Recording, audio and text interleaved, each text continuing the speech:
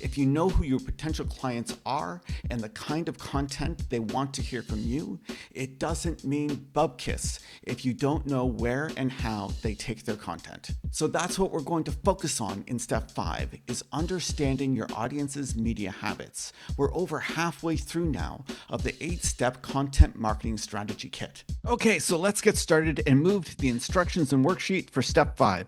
Again, if you haven't downloaded the instructions and worksheet for this step yet, you can get them as part of the kit for free at contentr.ca.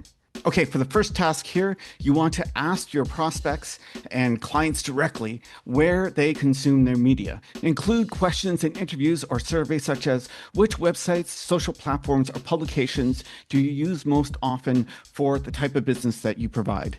Do you prefer short videos, articles, podcasts, or another format? Where do you usually go first when you have a question about insert the business, product, or service that you provide? Another trick is to observe their activity. Watch where your audiences comment, post, and share content online.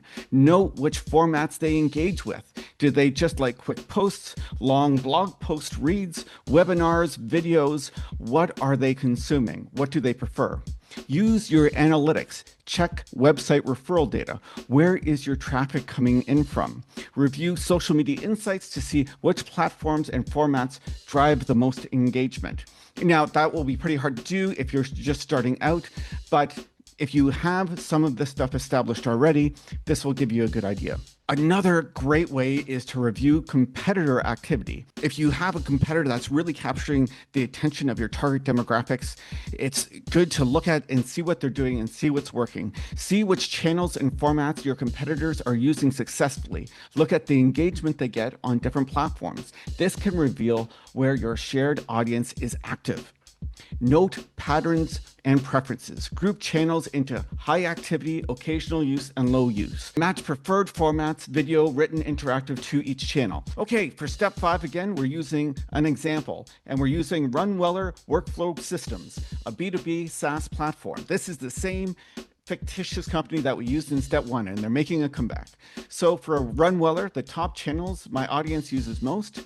Channel is LinkedIn, preferred formats, practical how-to text posts, customer success stories, and short video explanations of features or workflows.